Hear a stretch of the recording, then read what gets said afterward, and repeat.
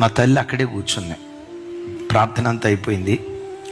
నేను కిందకి దిగి వెళ్తా ఉంటే ఆ తల్లి నడుచుకుంటూ నా దగ్గరకు వచ్చి నన్ను తన హృదయం మీద ఆనించుకొని ఒక్క మాట అంది. అయ్యా, ఈ పిచ్చిదాని కడుపున, అక్షర జ్ఞానం లేని ఈ అమాయకురాలి కడుపున ఎంత గొప్ప దైవ సేవకుని దేవుడు పుట్టించాడయ్యా. నా గర్భం ధన్యమైపోయిందయ్యా. ఇంతకు మించి నాకేం కావాలయ్యా? నా తల్లికి నేను ఇవ్వగలిగే కానుక అంతకు మించిన కానుకే ఉంది.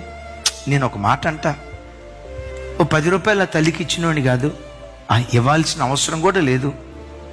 ఆల్రెడీ ఆయనకి గవర్నమెంట్ ఉద్యోగం, ఆయనకి నెలకు వచ్చేకి 25,000 పింఛన్ వస్తుంది. వాళ్ళ బ్రతికేదో వాళ్ళు బ్రతుకుతారు. నా అవసరం లేదు వాళ్ళకి.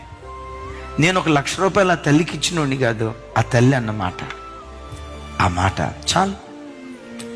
నా తల్లికి నేను ఇవ్వగలిగే కానుక అంతకు మించిందే ఉంది. అలాంటి యవ్వన బిడ్డలుగా మీరందరూ మార్చబడుతురు గాక.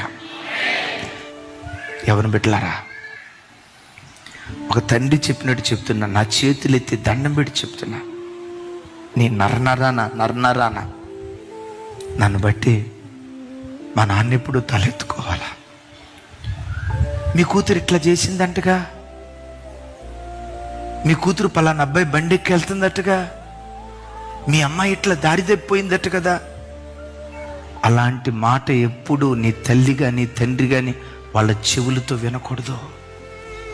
నిన్ను బట్టి ఎప్పుడు వాళ్ళు తలదించకూడదు. నీ తండ్రికి నీవు ఇవ్వగలిగే కానుక ఏదైనా ఉందంటే, నిన్ను కన్న తండ్రికి నీవు ఇవ్వగలిగే కానుక ఏదైనా ఉందంటే, ఒక ఉన్నతమైన స్థాయి చేరుకొని నీ స్థాయిని నీ తండ్రికి నువ్వు కానుకగా ఇచ్చుదువుగాక.